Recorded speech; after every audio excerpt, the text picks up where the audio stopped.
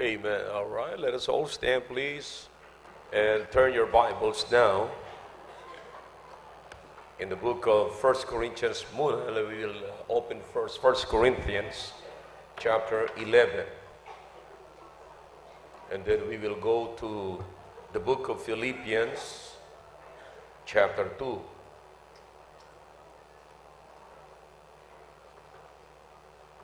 right, are you with me now? 1 Corinthians chapter 11, verse number 1. Be followers of me, even as I also am of Christ. Okay? Be ye followers of me, even as I also am of the Lord Jesus Christ. Let's go to the book of Philippians chapter 2. Philippians chapter 2. All right. Look at verse number 5. Are you there? Let this mind be in you, which was also in Christ Jesus, who, being in the form of God, thought it not robbery to be equal with God, but made himself of no reputation, and took upon him the form of a servant, and was made in the likeness of men. And being found in fashion as a man, he humbled himself, and became obedient unto the death, or unto death, even the death of the cross. Alright? Tayo muna sandali manalangin. Dakilang Diyos, salamat po sa mga talata na binasa po namin. Papalain niyo po ang bawat isa sa pakikinig na inyong salita at ng message na ito on leadership, the biblical view on leadership. Kaya kayo po, Panginoon, magbigay ng katalinuhan sa bawat isa sa amin na maunawaan po namin ang lahat ng ito. Ang lahat mong ito ay inihiling po namin sa pangalan po ni Jesus. Amen. All right, thank you. You may be seated in the presence of our God. Now, if you can remember, ang topic po natin is about the biblical aspect or view of leadership. Okay? At kung di man kayo nare-remind nito, mga kapatid, alam nyo, the series, kapatid, is everybody ready now? Okay. Series of study, or series of messages, mga kapatid, yung method, the series method of study, you know, it's very important. Dapat po ito'y madaling matanim sa isipan po natin. Itong series na ito. Kasi, ito po'y nakikita natin kung ano yung saan tayo nanggaling at napapag-aralan po natin, and then so yung buhay natin, madali po nating mailagay doon sa natututunan po natin. So, yan po ang dahilan, no, kung bakit meron tayong series of messages. Ngayon, kung tayo babalik po doon sa ating pinag-aaralan, mga kapatid, the objective of leadership is to reproduce who you are. Again, the objective of leadership is to reproduce who you are. At napakahalaga na malaman po natin na ang leadership ay hindi po actually yan hinihingi na parang gusto mong maging leader. Yan po'y kusang dumarating, mga kapatid, because like what I've said, leadership is influential and not authoritative. Okay? Leadership is influential rather than authoritative. Leaders should realize the gift of influence more than the power of authority. Did you get that point? Dapat nating malaman, dapat nating matutunan, mga kapatid, na ang gift ng influence is more important than the power of authority. You see? So, dapat makita po natin yun. Authority is the person who holds the position. Okay? Authority is the person who holds the position, but influence is the one that people will follow. That's the influence. Okay? Now, maraming mga tao na merong title, pero bihira sa tao ang merong influence. Is everybody following me now? So it is the influence that motivates the people to follow. Binaybay ko po yan sa inyong mga kapatid na isa-isa na maaaring magsisimula dahilan sa authority mo, pero hindi sa buong pagkakataon. Hindi sa buong pagkakataon ay yung authority ang sinusunod o kaya tayo sinusunod dahilan sa authority natin. You know, ang pinakamaganda, habang tumatagal ang tao ay hindi sumusunod sa atin dahilan sa ating authority, but pinili niya ng sumunod sa atin sapagkat gusto na nilang sumunod. You see, sa talata na binasa po natin mga kapatid, makikita po natin na sabi ng Panginoon, sabi ni Paul, "Be ye followers of me," to the Corinthians, sabi niya sa mga taga-Corinto, "Be ye followers of me, even as I also am of Christ." You know, now, mahirap, mga kapatid, pasundin yung mga tao yan, yung mga Corinthians. But look kung ano po ang sinasabi po ni Paul para sa mga taga-Corinto. And also to the Philippians, we have the same writer here, the same author. Ano naman po ang sabi niya? Let this mind be in you. You see the problem here.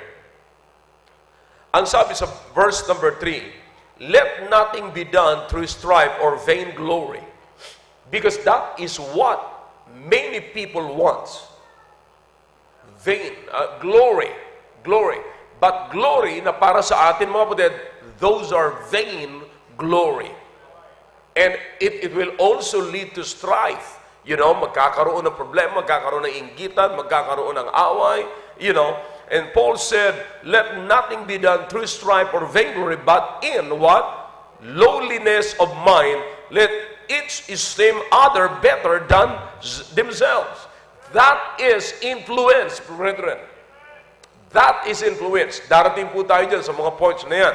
Pero makikita niyo po, let each esteem other better than themselves. Now, think about that. Ibig sabihin, tratuin mo ang iba ng mas mataas kaysa pagtrato mo sa sarili mo. Did you get that? Now, mahalaga po yan. And then, verse number 4, look not every man on his own things, but every man also in the things of others. Now, kaninong prinsipyo lamang po ito? This is the biblical view on leadership.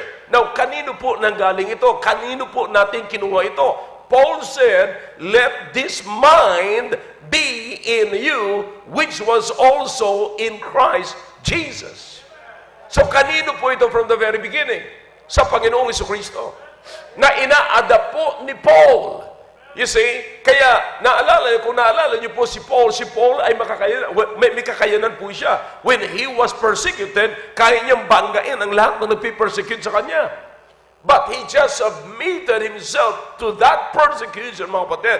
Di baling usigin siya, but ang pinapractice niya ay ang master niya nga ay inusig eh. Sabi nga ng Panginoon sa Kristo, if I am persecuted, then sino pa kaya yung kanyang tagasunod na hindi uusigin? You understand what I'm saying? Kaya ito po yung sinasabi ni Paul, if we can get the mind of the Lord Jesus Christ, brethren, now, everything is fine. See, bakit po? This is leadership or biblical view on leadership. Kaya makita nyo sabi ng Biblia, let this mind be in you, which was also in Christ Jesus, who, look at this, being in the form of God, thought it not robbery to be equal with God. Walang masama na sabihin niyang siya ay Diyos at equal siya sa Diyos, kapatid. But, anong ginawa niya? Verse number 7. But made himself of what? No reputation. Now listen, do you think Christ has the power to lift himself up? Pwede niya itaas sa sarili niya. At nung siya hinuli, pwede niya sabihin, okay, alright, itali niyo ako. Pero sasabihin niya, tingnan niyo kung paano makakalag ito. Ay, yung ang patay, nabubuhay niya. Remember the miracles of the Lord Jesus Christ. See that? So, sabi niya, He made Himself of no reputation. Think about that. Kung gaano kataas ang Panginoong Jesucristo, tingnan nyo kung paano siya nagpakababa. That is leadership. You know? Now, may mga pagkakataon na hindi mo gagamitin yung authority mo, pero gagamitin mo yung influence mo. Did you get the point? Alright, follow me carefully. May pagkakataon na gagamitin mo na hindi makikita sa iyo yung authority mo, pero ang makikita sa iyo yung influence mo. Makikita mo na lamang gumagana yung iyong influence. Alright? And took upon him the form of a servant, and was made in the likeness of man. And being found in fashion as a man, he humbled himself and became obedient to death, even the death of the cross. Yeah, back in those days, mga kapatid, look how powerful Rome was. Very powerful. Pero alam niyo, mga kapatid, kaya hong banggain, kayang pigilin ng Panginoon anumang klaseng power ng gobyerno noong araw ng Rome, kayang banggain yan ng Panginoong Jesucristo, kayang pigilin yan, kayang pawalan ng bisa yan. Pero hindi. Nagpakita siya ng submission.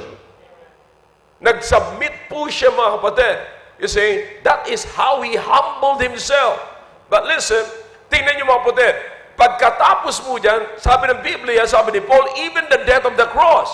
But look, verse number 9, when he humbled himself, what was the result? Wherefore God also hath what? Highly exalted him. Highly exalted him, and given him a name which is above every name. Look at that.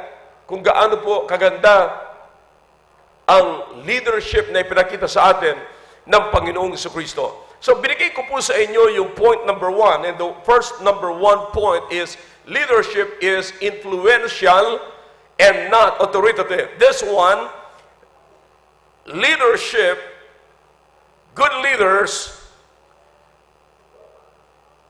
you ready? Good leadership look for opportunity to reflect his character. Okay? Now, ano ngayon ang ginagawa ano sinasabi ngayon ni Paul? Sabi niya, let this mind be in you which was also in Christ Jesus.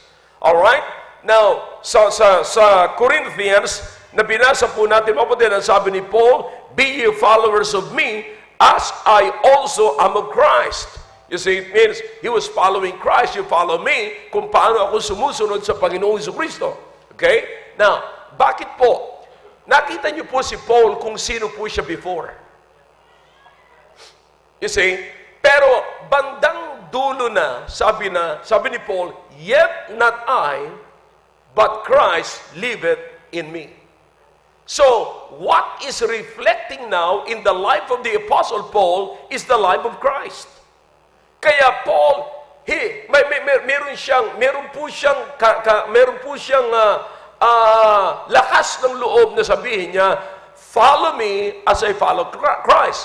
Let this mind be in you, which was also in Christ Jesus. Ushers, pagtulungan niyo yung bata. Alright? Now, so, nakita niyo po, alam niyo kung bakit? Kasi yung reflection is very important. Now, leadership is, a good leader will look for opportunity to reflect his character doon sa kanyang follower. Ibig sabihin, palalabasin niya yung kanyang character. You see, now, si Paul, mga kapatid, hindi niya, sabi ni Paul, you follow me. But when you follow me, it is not me you are following. It is the character of the Lord Jesus Christ that is reflecting in my life that you are following. See that? So makikita niyo, mga kapatid, meron siyang pinasusunod, meron siyang nire-reflect sa kanyang buhay, and then makikita niyo naman, bakit sinasabi ni Paul yan? Meron kasing gusto siyang palabasin din sa buhay ng tao. You see, now, good leaders put people over products or over anything. You see, mahalaga po ang buhay ng tao. Now, so makikita niyo rito, first of all, you've got to see how you value, you've got to learn how to value people. Alright? Number one, on value, to learn how to value people, you've got to let people prove to you who they really are. You've got to prove people to you who they really are. Dapat mapatunayan, hayaan mo mapatunayan ng mga tao sa buhay mo, papatunayan nila kung talagang sino sila. Alright? Now, anyways, ito po yung pinakamaganda. Alright? Now, may mga tao na nakakasama po tayo na very weak. I'm telling you, minsan mga kapatid, magtataka ka. Minsan, malalaki, matatanda na, pero hindi mo makita ang diskarte sa buhay. Sasabihin mo, bira itong taong ito. May tao palang ganito. Kasi, pag sinabi mo, Brad, ito, pakikuha nung tinuro mo na, hindi niya pa alam kung ano kukunin. Inutusan mong bumili, pumunta ng tindahan, hindi niya alam kung ano bibilhin niya. Yeah, sometimes funny, di ba? Nakakatawa, mga kapatid. Pero dapat po nating, hindi po natin sila pababayaan sapagkat sila'y ginagabay natin na ang goal natin ay kung ano tayo ay maging sila. Dapat mailipat natin yung nasa atin. You see, now, I'm saying, hayaan mo munang sumunod siya sa ganung klaseng kahinaan niya.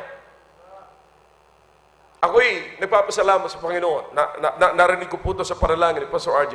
Kasi ganito po ang ginawa ko.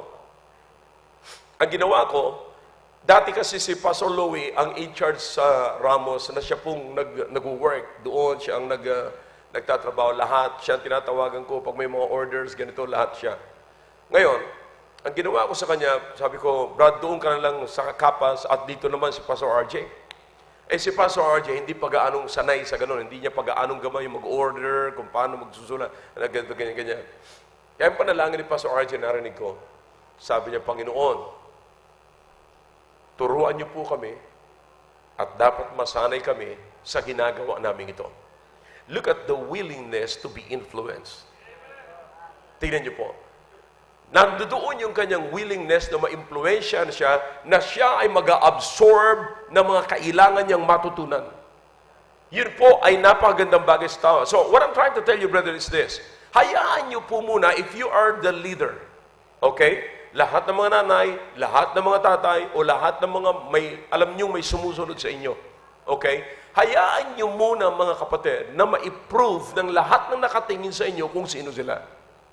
Huwag niyong kakantsawan ang kanilang kahinaan. Huwag niyong ida-down ang kanilang kahinaan. Let them prove who they are. And don't let others tell you what he or she is all about, and then be poisoned. Malalaso na tayo kung anong sinabi sa atin ng iba. Alam niyo, may mga taong ganun sasabihin sa atin, yan ba yung ano mo? Naku, mag-ingat ka dyan. Naku, ganito, ganyan. Ganyan. And so, pag trinato na natin sila, may kakaiba na tayong feeling doon sa tagasunod natin. You understand what I'm talking about? Now, listen, kinakailangan matutunan po natin ito bawat isa. Kasi, pag meron tayong kaibigan, pag meron tayong kasama, pag meron tayong dinidisciple, at may mga taong nagsasalita laban sa kasama po natin, minsan babaguhin na natin yung pagtrato natin sa kanila. At ang pagtrato natin sa kanila, nakadepend na po doon sa sinasabi ng ibang tao sa atin. We do not allow themselves or other people or that person to prove themselves sa atin. Kung sino talaga sila. Hayaan mo ikaw mismo ang makakilala. Again, huwag mong hahatulan siya sa kanyang kahinaan. You are there to teach. You are there to influence. You see, you're not there to put him down or put her down because of her or his weaknesses, but you are there to lift him up. See that? So, yan po ay ang pinakampangit ho sa leadership ay yung maging bias ka. Alam niyo po, kaya dito sa simbahan, hindi ko pwedeng gawin yan Hindi ko pwedeng gawin kasi lahat po kayo ay pinagkatiwala sa akin ng Panginoon. Kaya sino mang nag-i-impluensya po sa akin, sasabihin niyo ganito, at para magalit ako sa iba, wag niyo na pong ituloy kasi hindi ho mangyayari yan. Now, kung meron man, alam kong hindi lahat para parehas. Alam kong meron masunurin, maaaring itong isa masunurin, itong isa matigas ang ulo. You know, maaaring siya yung matigas, may katigasan po siya ngayon. But listen, I have to deal him accordingly. Hindi ko pwede siyang i-deal na ayos sa sinasabi niya. Kung siya man ay may weakness, kapatid, ay kinakalang i-deal ko siya ayon doon sa weakness niya at dapat ko po siyang palakasin by the grace of God. Alright? Now, everybody, brethren, deserves the second chance. Kailangan ma-improve nila kung sila may nagkamali, kung sila may nanghina, kinakailangan, alright, go ahead. Adjustment, fallen 7 times, but what? Rise it up again. See, it is very important. Now, so, makikita niyo po ang influence napakahalaga. So, kaya sabi ko po sa inyo, good leader look for opportunity to reflect his character. Now, a good leader, mga kapatid, seeks to bring out the best in others. Hindi ko po ito hahanapan ng pagkakamali. Hahanapan ko po ang palalabasin ko sa kanya, pilit kong palalabasin sa kanya yung kanyang mabuti. Alam ko, maaaring may kasalanan ito, maaaring bumagsak ito, maaaring galing man ito sa bilangguan. Pero kapatid, he was created in the image of God. Hindi po pwedeng wala siyang kabutihan. Meron din niya. Kinakailangang hanapin ko yun. Kaya ang good leader, hinahalungkat niya na makita hanggang sa makita at lumabas yung kabutihan ng tao at hindi yung kasamaan. Sabihin mo na lang, pagka yan wala na yatang mabuti sa taong ito. Hayaan mo, mauubusan din niya ng masama sa katawan niya. Mauubusan din niya ng masama sa katawan niya. Lalabas din ang kabutihan dyan. Amen. See, now, it is very important. You've got to help others to be the best. If you will seek to bring out the best in others, then you're helping others to be the best. And sometimes, ang pinakang worst na pwede mangyari sa simbahan, yung mag-look down tayo ng ibang tao. Yung magduro tayo. You know, mag-menos-menos tayo ng mga tao, mga kapatid. Alam niyo, noong araw, paborito ko na kung sino yung mga inaapi, kung sino yung mga ayaw samahin, kinakasama ko yan noong araw. Yeah. At alam niyo, mga kapatid, dumarating sa punto na yung mga taong hindi nila alam, akala nila ganun-ganun lang. Yung pala yung mga tao na makakasama mo habang buhay. See that? Now, mga kapatid, ako po yung nagpapasalamat sa Panginoon. Proven po yan. Nakikita ko po yan sa napakaraming naging kasama ko. Kaya nga, mga kapatid, nandito po tayo sa simbahan na I'm trying to pull out the best in your life. That is, sa maraming anggulo mo, kapatid, even through preaching. Sa preaching, makikita nyo, it is not that I'm hitting your bad attitude or bina-burn out ko yung masama nyo attitude. No. Pagka na-burn out kasi yung masama nyo attitude, aalis yan, makikita mo yung masama, aalis yan, pinupull out ko. You see, alam nyo minsan, mga kapatid, bago mo minsan may kukunin ka isang bagay, bago mo mabunot minsan, ay kinakailang pagpagan mo muna. You understand? Minsan pag nag-aayos ka sa sakyan, ganun. Papagpagan mo muna bago mo mabunot yung baterya, bago mo makuha ang isang bagay. You know, minsan kukuha ka ng fruits, bago mo makuha ang isang fruits, kinakailangan akyatin mo, kinakailangan tanggalin mo muna ang mga sagabal. Marami. You see? Minsan bago mo makuha yung hinog na saging, tatanggalin mo muna yung langgam. You understand? Minsan bago ka makakain ng masarap na mangga, tatutuklapin mo muna yung may uod. Part na may uod. You understand that? Bago makita ang the best sa buhay po natin, kinakailangan tuklapin mo muna, tanggapin mo muna yung nabubulok, tanggalin mo muna yung mabaho, bago lumabas yung mabuti. You see? Now, and sometimes, your best is top by your weaknesses. You see, lahat minsan, bago makita yung the best sa buhay ninyo, Ang makikita muna natin sa buhay natin, mga kapatid, ay yung ating weaknesses. Yung kahinaan natin. And most of the people, ang nakikita lang nila sa tao ay kahinaan. Alam niyo ba, mga kapatid, halos lahat na po yan. Kaya ako bilang pastor, anong tinitignan ko po sa inyo? May magagawa ang Diyos sa iyo. Kaya sabi ko nga po sa inyo, kung noon tayo nagkakilala at nakilala niyo ako noong araw na sa mundo pa ako, mga kapatid, wala, ni isa man sa inyo sasama sa akin. Yeah. Sapagkat, maging si Pastor Ed nga noong araw, nang sabi kong mag-full time ako, sabi niya, anong gagawin mo rito? So, wala siya nakikita sa akin. Man, I'm telling you, most of us, ang nakikita natin, yung ating kahinaan, ang nakikita natin minsan, wala kang magagawa. Ito nga pag nasa church ka nga, natutulog ka, at pagka ganito, utusan ka lang ng konti, madali kang mapagod. You know, lahat ng weaknesses. Pero tandaan niyo po, mga kapatid, there is something in you that God can pull out, and God can use, and once God use you, kapatid, diyan na nilalabas ang the best sa buhay mo. Wala akong magaling dito nagsimula, mga kapatid, nakasama ko rito at kasama ko sa gawain. Sabi nila, ay, maganda yan, gamitin mo yan, kunin mo yan. Kaya minsan, mga kapatid, alam nyo, maraming mga pastor sa probinsya nag-aagaw-agaw ng mga taong may potential. Yung mga pastors na sanay mga agaw ng miyembro, ang inaagaw nila, yung mga may, sabi nila, potential. Yan yung malaking mag-offering. Yan yung may title sa buhay. Sapagkat kapag ka may title sa buhay, sabi nila, akala nila, kumo engineer, kumo sikat sa trabaho, akala nila, sikat na rin, pwede na rin sa leadership. Now, sinabi ko na po yan sa inyo, hindi kumo nagtagumpay ka sa isang bagay, ay magaling ka na automatically sa leadership. Na maaaring magaling ka mag-sell stock, maaaring magaling ka sa sales, pero mga kapatid, hindi ibig sabihin yan, magaling ka sa leadership. Marami nagtagumpay sa business, pero pagdating sa leadership, wala, hindi sila nagtatagumpay. Now, you understand saying? Now, kaya nga po, mga kapatid, kinakailangang ipura, kinakailangang ituro, kinakailangang matutunan, kinakailangang maimpluwensyahan. You see? Now,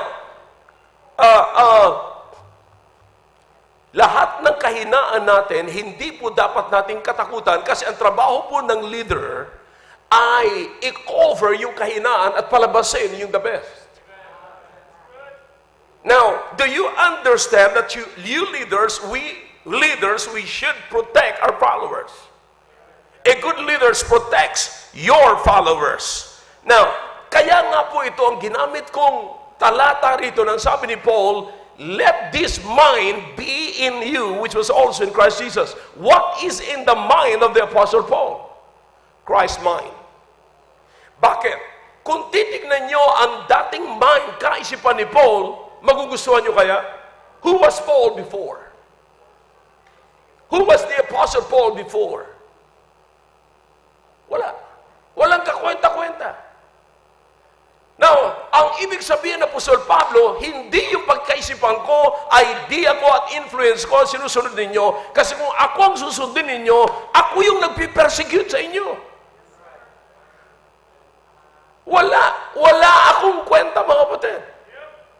At ito nga po sinasabi ko sa inyo lagi, mga kapatid. Ako'y nagpapasalamat. Sa ngayon, may nasasabi ko patungkol sa akin. Pero sa totoo lang yan, mga kapatid, kung tatanggalin natin ang Panginoong Kristo sa buhay ko, gusto ninyong makilala kung sino ako ngayong gabi, ipikit ninyo sarili ninyo. Ipakit ninyo mata ninyo. Alright? Try to do that. 1 second. Ready? Go. Alright. Anong nakita nyo? Nothing. That's me. I'm nothing without Christ. See? That's my leadership. I'm nothing. You want to know me? You want to know me? All right, you close your eyes and look at me and I'll ask you. Anong nakita mo? Nothing. That is exactly who I am. You see? Without Christ. But listen to me now. The Apostle Paul said, let this mind be in you, which was also in Christ Jesus. Which was also in Christ Jesus. And then sabi niya rito, mga kapatid, sinasabi niya, who being in the form of God thought it not robbery to be equal with God. So, I'm saying mga kapatid, na kung tayo ay mga leaders, dapat tatakpan natin yung kahinaan ng atin pong, this is not about, hindi po sa ang ibig sabihin ng mga kapatid, tinotolerate natin ang kasalanan ng ating kapatiran or kasalanan ng ating mga kasama simbahan. No, hindi po ito pagtotolerate ng kasalanan o pagkakamali pagtotolerate ng pagkakamali ng kapatiran. But listen, tinutulungan natin na yung kapatiran mailabas ang the best sa buhay niya.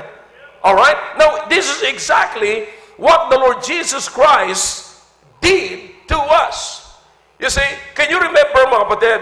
Jesus is the model and He covered us with His blood. He covered us with His blood.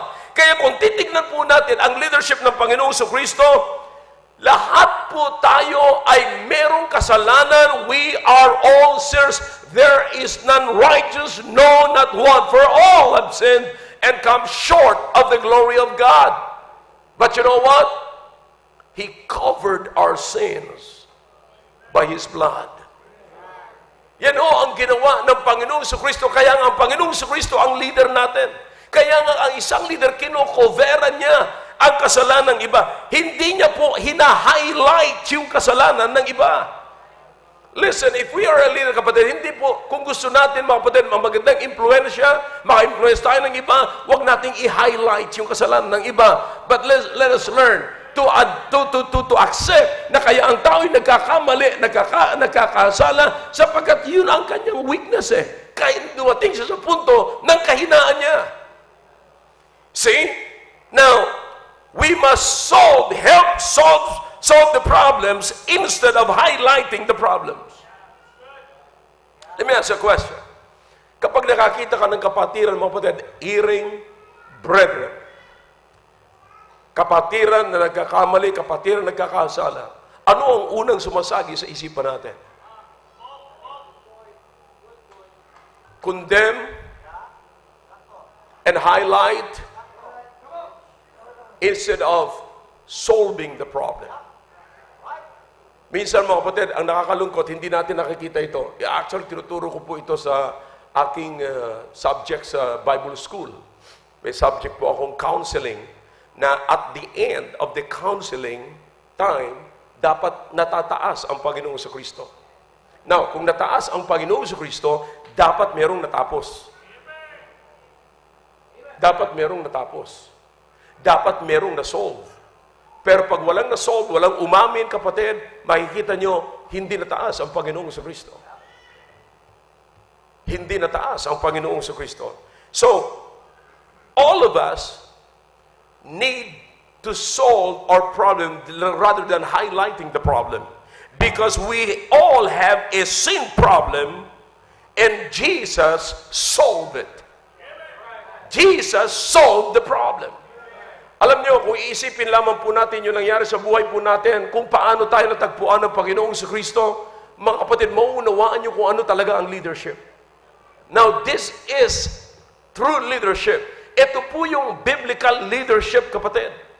You see, makikita nyo, alam natin na meron tayong mga problema sa kasalanan. Lahat po tayo ay nagkasala at hindi tayo nakaabot. Maaaring nagduduruan tayo ng klase ng kasalanan, taas, bigat, laki ng kasalanan, lawak ng naabot ng ating kasalanan, pero lahat po tayo ay may problema sa kasalanan. Pero hindi tinignan ng Panginoon yung ating kasalanan. When we were yet sinners, Christ died for us. While we were yet sinners, He died for us. You see, notice, I like the song. I was sinking deep in sin, far from the peaceful shore. Very deeply stained no more, very deeply stained within, sinking to rise no more. But the master of the sea heard my what? Despairing cry. From the waters what? Lifted me. Now safe am I. Yan ang ginawa ng Panginoong Kristo sa buhay po natin, mga kapatid. He solved my issues. He solved your issues with His blood. Look at this. Think about this kind of leadership. Kaya nga po, ang leadership ay maraming sabi ko nga, Hindi natin, maraming mga tao gusto lamang yung title. Hindi niya alam kung anong laman ng title. Hindi niya alam kung anong laman ng title. Buhay mo ang nakataya para sa follower mo. Kaya sabi ko nga, mag-ingat kayo, kayong mga nagdadala ng tao, kayong mga area leaders or sino mga leaders dito, kayong mga tatay, mag-ingat kayo. Dala-dala nyo ang buhay ng pamilya ninyo. Now, if you're going to follow the leadership of the Lord Jesus Christ, this is leadership is all about. Ito dapat ang mangyari, mga kapatid. You've got to give your life. You've got to be willing to give your life. You've got to cover the weaknesses and pull out the best from your followers. Minsan naiisip ko po, mga kapatid, yung mga taong gusto lamang yung pangalan, gusto lamang yung title. Pag nawala sa kanila ang title, iiyak na, mag-aalburuto na, mau-offend na, magta-transfer na ng ibang simbahan. Hindi nila alam kung anong nilalaman ng leadership na yon. Hindi nila alam kung anong nilalaman ng leadership na yon. Na kinakailangan i-pull out mo yung the best. Kinakailangan, imagine niyo ang Panginoong Kristo, may kakayanan po siya, pasunodin niya ang lahat.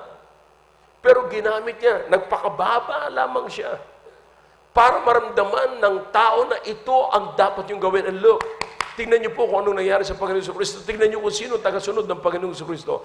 Tingnan niyo kung anong klaseng impluensya meron ng Panginoong Kristo. Now, this is very important, brother, na dapat po nating tingnan. Again, wala hong masama kung sa atin mismo, kung maaring yung ating pinasusunod ay mas effective pa ho para sa atin. And there's nothing wrong, brethren. You can never go wrong making someone feel big. Because you're pulling out the best of him. Pinalalabas mo talaga yung the best sa buhay niya. Hindi yung masama na maging, na yung taong yun na tinutulungan mo, mga kapatid, ay maramdaman niyang, parang importante ako. Yeah, because you've got to make someone who's following you feel that he is important. Minsan, kapatid, ako actually nalulungkot pagka may mga, I think yung mga kasama ko rito sa church, you can tell kung anong nararamdaman nyo, anong meron kayo sa simbahang ito. In fact, ako po ay nalulungkot pag nakakakita ako ng mga taong parang nililiit-liit sapagkat, nagtatrabaho. Katulad sinabi ko sa inyo, yung provincial engineer na yon na pumunta doon, kung makapagsalita siya, akala niya pag-aari niya yung Tarlac. Ang hindi niya alam, nasa position siya ng gobyerno na nabubuhay siya dahilan sa tax ng mga tao. Just be careful. And yet, pag nakipag-uusap siya, parang kriminal ang kausap niya. You understand that? Kaya, sabi ko nga, kayo mga nakakapakinig ng ganitong klaseng katuruan natin dito sa simbahan, you've got to learn and to respect other people. Esteem them highly than the way they esteem you. More than, highly, mas mataas kaysa pag-estima nyo sarili ninyo. Hindi masama na gawin mong big ang isang tao at mag-feel na important siya. Hindi masama ho yun. But listen, kaya minsan nakakalungkot, sabi ko nga, minsan pag nakausap ko, alam nyo, parehas lang tayo naglilingkod sa gobyerno. Ako, pinagsisilbihan ko rin ang mga tao. Ang pagkakaiba lang namin, siya swelduhan ng gobyerno, ako volunteer. May mga kinakounsel akong empleyado ng gobyerno. Pero hindi ako nagpapabayad. Siya, maliban sa nagpapabayad, nangungurakot pa.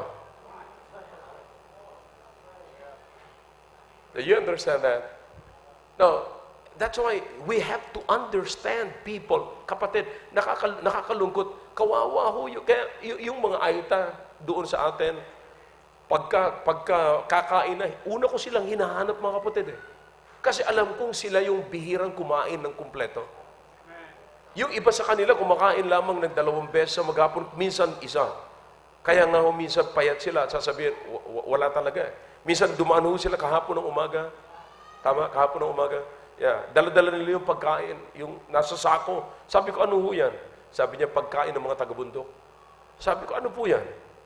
Sabi niya, ito yung kamuting something, yung root crop, pero pag hindi ka marunong magluto, malalason ka. So, kaya kinakailangan, could you imagine that? At stake yung buhay nila sa pagkain. Kaya sabi ko, pagdating ng kainan, sila yung hinahanap ko unang-una. Tapos pagka alam kong medyo patapos na, hahanapin ko na naman sila ulit. So, bumalik ba? Pwede pa kayong bumalik. Balik kayo. Sabi niya, busog na pastor. Alam niyo kung bakit? Alam kong hindi pa sila gaanong busog. Pero alam niyo kung bakit? Sanay lang sila na isahan lang kumuha.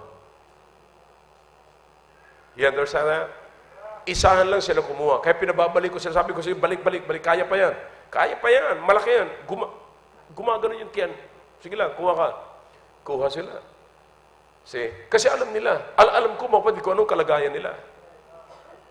Now, you understand what I'm talking about here? Yung kahinaan, minsan, hindi ho sila, bagamat sanay sila sa trabaho, pero hindi nila alam yung sistema ng trabaho. So, kinakailangan turuan mo sila para maging mabilis at effective yung trabaho nila.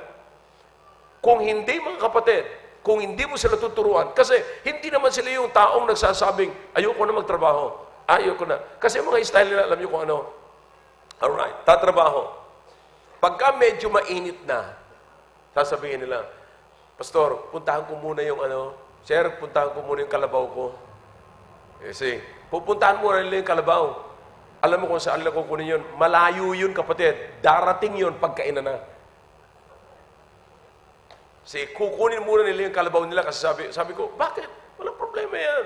Mamaya na lang. Mabibilad, sir eh. Ang kalabaw naman, sanay sa bilad eh. Kasi, pero, kaya tuturuan mo sila ng sistema. Kaya nung tinuturuan sila ni Pastor Louie, sabi ko kay Pastor Louie, turuan mo. At sabihin mo sa kanila, hindi po pwede yan ganyan. Pag oras ng trabaho, magtatrabaho. Kinausap sila ni Pastor Louie. Oo naman sila. Now, do you understand? Hindi natin sila sinisigaan, hindi natin sila ginagamitan ng power, but we are putting our influence into their minds. See? That is what we need exactly in this kind of leadership, kapatid. Kaya Paul is attacking the mind. Kaya sabi niya, let this mind be in you, which was also in Christ Jesus. See? Yun ang tinatarget ni Paul. Pakitulungan lang yung bata, mga kapatid. Hindi ako sanay na mag-preach na may naglalarong bata. Thank you. Alright? Now, listen. Now, ito po'y napakahalaga, mga kapatid, na ilalagay natin sa isipan natin na ang kinakausap ni Paul, ang importante, do you understand? Look, let this mind, because lahat po ng ginagawa natin should be out of our consciousness. Dapat aware po tayo sa lahat ng ginagawa natin. Kaya binabanggit ni Paul yung mind. You see, kapag ka nagtrabaho ka, that is out of decision. Alam niyo, pagka nakakita na kayo ng mga bata, ngayon mga kabataan, na hindi nila alam ang gagawin nila sa umaga. It's the problem of the mind. See that? It's the problem of the mind. Ngayon mga kapatid, ang ibig sabihin ng influence, lagyan mo yung mind niya.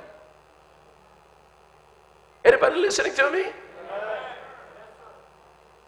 Lalagyan mo yung mind nila. Kaya, minsan mga kapatid, wag lamang ho tayong masatisfied sa isang skill, sa isang klaseng trabaho, at pagdating dito, wala na tayong, hindi ko linya yan. It should not be. Hindi dapat yan maririnig sa mga bibig, mula sa bibig, lalong-lalo na ng mga Kristiyano at mga lalaki. Hindi ko linya yan eh. Ang totoo po yan, katuwiran na ganyan, katuwiran ng mga tamad yan. Sapagkat ang tao, mga kapatid, na gustong matuto at gustong maging effective ang buhay niya, lahat, maaaring hindi ko alam yan, maaaring hindi ko linya yan, pero pag-aaralan ko yan. Tatrabahuhin ko yan. Maaaring ngayon, sasablay ako dyan. So, that is exactly, kapatid. We are not highlighting the weaknesses, but we're solving and helping their weaknesses and pulling out the best. That is exactly what the Lord Jesus Christ. Imagine that, kung anong ginawa sa atin ng Panginoong Kristo. Kung nanatili po ako at hindi ako natagpuan ng Panginoong Kristo, at kung hindi ako nagpasakop sa Panginoong Kristo, anong klaseng buhay kaya meron ako ngayon? You can tell, somebody here can testify, and you can tell also, you can testify sa mga taong hindi nagpasakop sa Panginoong Kristo. Sabi nila, itong kaisipan ko, ito ako . So nagmamalaki sila sa kanilang kalagayan, pinagmamalaki nila yung kanilang pinag-aralan, pinagmamalaki nila yung kanilang kaisipan. Nakalimutan nila itong verse na ito, let this mind be in you. Sapagkat maging si Paul, habang bata ka pa, yung taong maliit pa, yung taong bata pa, mula sa pagkabata tayo, ay sinasaway na tayo dyan ng Panginoon na gamitin natin ang sarili nating kaisipan. Because even when we are a child that is left alone, what will happen? He bringeth his what? Mother to shame. We need influence, brethren. Kailangan po nating makargahan ang mind po natin. Young people, you better listen to me tonight. Kailangan makargahan ang mind ninyo. This one here, biblical leadership. Biblical principles. Dapat malagyan yan. Imagine kung hindi tayo natagpuan ng Panginoong Kristo. Kaya sabi ko nga, look at this kind of leadership ng Panginoong Kristo. Wow! Para lamang lumabas ang mabuti sa buhay ko, hindi ako magkakaganito. Wala kayo. Naririnig ko, nagpapasalamat ako kay pastor na kung hindi dahilan sa kanya, oh boy, noong araw na hindi pa ako natagpuan ng Panginoong Kristo, walang lalabas na ganyan. Walang lalabas sa buhay ko na magugustuhan kayo kung hindi dumating ang Panginoong Kristo sa buhay ko. Somebody can testify tonight. Yeah, walang magugustuhan ang miss ninyo. Wala kayong magandang halimbawa sa tahanan ninyo kung hindi nyo natagpuan ng Panginoong Kristo sa buhay ninyo. Imagine kung anong ginawa ng Panginoong Kristo. Hindi niya tinignan. Pwede niya na akong dalhin sa impyerno . Pwede ka nang dalhin ng Panginoon sa impyerno. Pero trinabaho ka ng Panginoong Kristo. Dumating tayo rito sa simbahan, hindi natin gusto ang kasamutan na katulad nito. Noong panahon ko, gusto natin nakabukas ang dibdib natin, nakasinturon tayo, na parang tayong siga pagka lumakad sa kalsada. At pag nakipag-usap tayo, gusto natin tayo lagi ang bida. At pagka nagsalita tayo, gusto natin tayo lagi ang masusunod. But the Lord Jesus Christ came in. And when He came in, something got out from us. Hindi niya tinignan yung ating kahinaan, pinalabas niya. Ito, kung ano ka na ngayon. Mga kapatid, young people, huwag kayong masyadong magmadali. May pinalalabas pa ang Panginoon sa buhay ninyo. Unti-unting may hinuhugot pa ang Panginoon. You've got to submit. Submit. Mag-submit ka lang sa ginagawa ng Panginoon sa buhay mo through His Word right here. Mag-submit ka lang, may pinalalabas pa. Hindi pa yan yung the best sa buhay mo. And one day, makikita mo, mga kapatid, kung sino ka talaga. Yung nakita ng maraming tao na kung sino ka at nakita yung kahinaan mo ng maraming tao, unti-unting tinanggal ng Panginoon at lahat ng kahinaan mo pinagtibay ng Panginoon, ngayon pinalabas ng Panginoon the best sa buhay mo.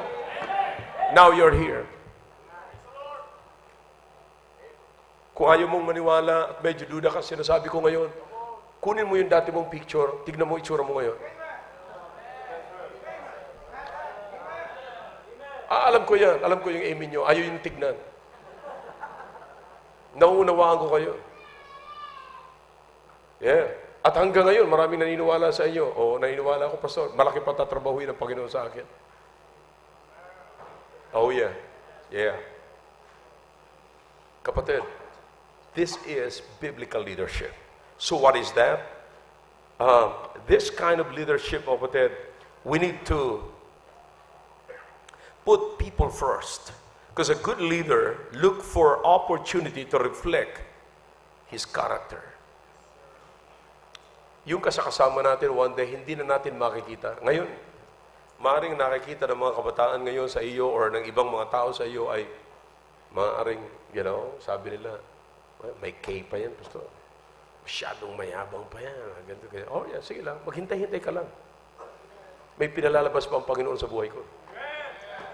Hindi pa tapos ang Panginoon sa pagtrabaho niya sa buhay ko. Pero hahayaan ko ang Panginoon na magtrabaho sa buhay ko. You listen to me. Here's what I'm saying. I'm done. Tatapusin ko lang po muna sa punto na ito. No? Sa point na ito. But you listen to me now.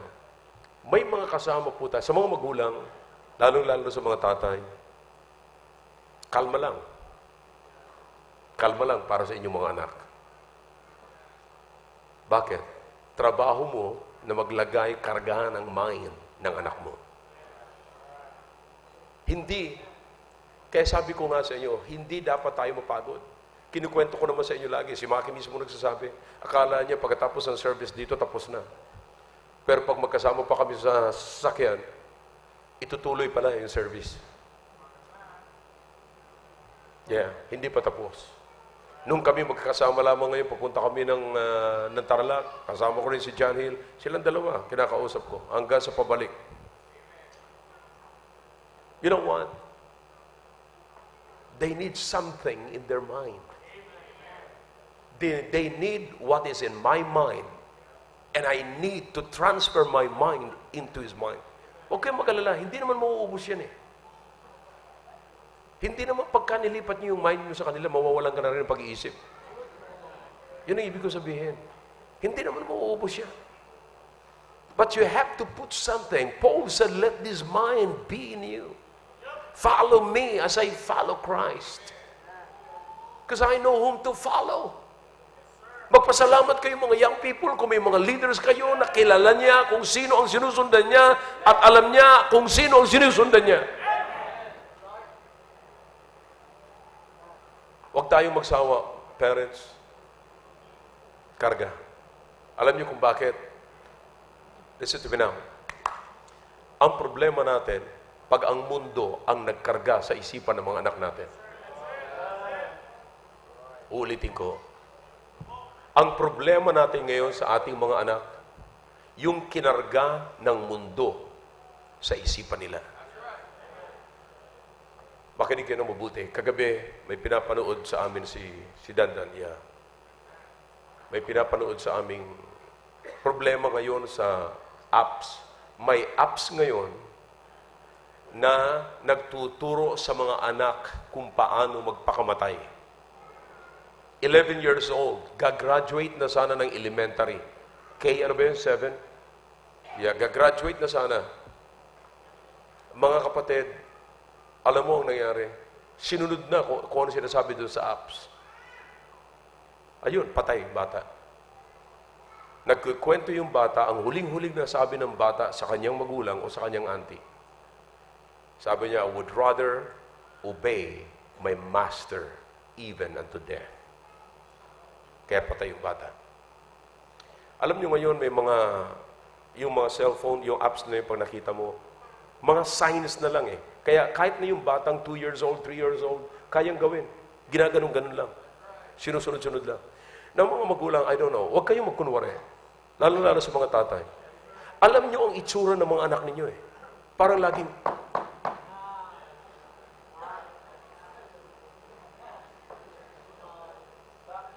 kapatid, sapakin nyo na kaagad yan. Pasensya na po kayo, medyo harsh yung pagsasalita ko, pero dahil sa pagmamahal ko sa mga anak nyo, upakan nyo na. Kasi delikado ang anak ninyo.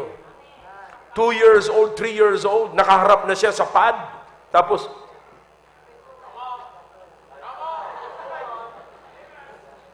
maya, makikita mo, maghahanap na ng kutsilyo yan. Alam mo kung anong challenge sa apps? Patayin yung nanay. This is not a joke. Listen to me now. Palagay ko, yung iba sa inyo, napanood nyo ang napanood ko sa balita, Bandila, Karen Davila. Ang Taguig ay nasa number 1 listahan ng cyber sex. And yet, they thought they don't need a church like this. They thought a church cannot contribute, cannot do anything for the community. Yan ang malaking pagkakamali nila. Ngayon, ang gobyerno po natin, ang presidente natin, I don't know kung sino sa presidential seat, kapatid, ang nagpaplanong magkaroon ng commission for LGBT. Imagine kung anong klaseng society meron tayo. And then iiwanan natin sa kanila, mga kapatid, ang buhay ng ating mga anak. Brethren, tayo ang nakatayo dyan bilang leader. All we need to do is to influence the people around us. Influence our family. Influence our wife. Influence our children. Parents, influence your children. Yan lang ang kailangan natin. Kaya minsan, mga kapatid, makikita natin, akala natin naglalaro-laro lang tayo. Itong gantong klaseng mensahe, we all need this. Sikapin natin na bagamat matigas ang ating anak-anak, oh yeah, maaaring hindi mo maiintindihan ngayon. Ngayon, kung hindi mo maiintindihan, all you have to do is to obey. Sapagkat hindi mo pa naiintindihan, hindi mo pa nakikita ang katatayuan mo balang araw. Bago ho nakita natin yung mga bakla dyan sa telebisyon, mga kapatid, nagsimula yan sa parang hindi bakla. Bago natin nakita yung mga tomboy dyan, mga kapatid, sa telebisyon, yung mga nagpapapalit ng kanilang kasarian, bago yan nangyari yan, dumating muna yan sa punto na dinideny nila na hindi sila ganon. Hindi mo ako bakla, lalaki ako, hindi ako tomboy, babae ako. Nagsimula yan sa padinay-dinay. And yet, nasa kalagayan sila ngayon na gano'n na. Now, anong dapat natin gawin? Tayo mga hindi ganyan. Influence. Put something in their mind. Search the scriptures. Nung narinig ko po yung balita na yon, nung nakita ko, matagal ko na actually alam yan, yung apps na yan. Akala ko hindi makakarating dito sa Pilipinas eh. Akala ko sa Amerika lang yan. Ngayon, nasa Pilipinas na. Kung naalala niyo po, last Sunday sinasabi ko sa inyo, the spirit of Antichrist is taking over our family. Taking over our home. Taking over some churches. That's why we need to be careful with that. Am I clear tonight? Leadership, biblical view on leadership is very important. Biblical leadership. Kaya nga po, isipin po natin, kung ang Panginoong Jesucristo may ipinalabas sa buhay natin. Sige na, kung ang Panginoong Jesucristo, makinig kayo na mabuti, may pinalabas sa buhay natin. At ngayon, masasabi na natin, hindi ko akalain na magkakaganito ako. Oh yeah, hindi kailan mo talaga akalain. Kahit na sino, hindi mag-aakala na magkakaganito ako eh. Pero salamat sa Panginoon, hindi tao ang nagtrabaho sa akin. Diyos ang nagtrabaho sa akin. And brethren, that is the model. Jesus Christ is the model of leadership. We can do the same. Kung gagawin po natin yan una, projectin natin yung anak natin. Anak, meron kang maganda sa buhay mo. Trabahuin natin. Ipaubaya mo lang sa akin. Tatrabahuin ko yan. Kayong mga nanay, huwag kayong kumontra. Huwag niyong isipin na parang nahihirapan ang mga anak ninyo. Kaya nagiging bayot yung mga anak natin, ayaw natin pahirapan eh. Tapos pag nakita nyo ng mga kapatid, ang anak ninyo may hawak-hawak na cellphone at parang palabas na ang dila, lumalaki na ang butas ng ilong, abay, sampalin nyo na para magising. No, I'm not joking. na hindi mo alam. And then, tanggalin mo ang cellphone. Tanggalin mo ang cellphone. Kayo mga kabataan, alam nyo na ngayon sinasabi ko, pag tinanggal ng ang mga magulang nyo ang cellphone ninyo, huwag na kayo mag-alburuto pa. Take it or leave it. At pagka kayo mga nanay ang magto-tolerate, kung kayo naman magto-tolerate sa mga anak ninyo na parang naaawa kayo, para lang yan, lalaruan lang naman eh. Hindi yung anak mo ang naglalaro, si Satanas ang naglalaro sa anak mo. I think this is clear. Naawa ka kasi naglalaro ang anak mo ng cellphone. Hindi. Si Satanas ang pinaglalaroan ng anak mo. Akalain niyo mga kapatid, ang picture na nakalagay doon ang picture na nakalagay doon sa apps na yun, nakagano na? And yet, palalaruin mo pa ang anak mo doon. Parang itsura na ng kamatayan. Parang talo pa yung naimbalsa mo na. And yet, palalaruin niyo pa yung anak ninyo. Anong gusto niyo mangyari sa anak ninyo? Imbalsa mo rin? Isipin po natin ito sa gabing ito. They really, listen to me now. I'm closing. Ang mga anak natin, nangangailangan po sila ng leadership sa tahanan. Ulitin ko po. Ang mga anak natin nangangailangan ng leadership sa kanilang mga tahanan. Kailangan po nila. Kailangan nila ng model ng leadership sa loob ng tahanan. Will you do it? Parents? Parents, will you do it? Or natatakot kayo sa iyak ng anak ninyo? Let's do it. Shall we all stand, please? Dakilang Diyos, salamat po sa inyong salita. Salamat po, Panginoon, sa mga salita niyong nahayag ngayon. Pagpalain niyo po ang mga anak niyo na nakarinig po nito. Alam niyo po kung anong klaseng problema meron kami sa aming tahanan na ngayon po ay Satan, the spirit of Antichrist trying to take over the leadership in the home. Ako po'y nakikiusap sa inyo na huwag niyo pong pahintulutan, O Diyos. Sawayin niyo po ang anumang plano ng diablo na sirain po ang aming tahanan. Salamat po, Ama, at pagpalain niyo po ang aming pinag-uusapan na ito. Nawa po'y manatili po ito sa puso't isipan ng inyong mga anak. Your heads are bowed, your eyes are closed. God is speaking to your hearts. Then kneel down and talk to God.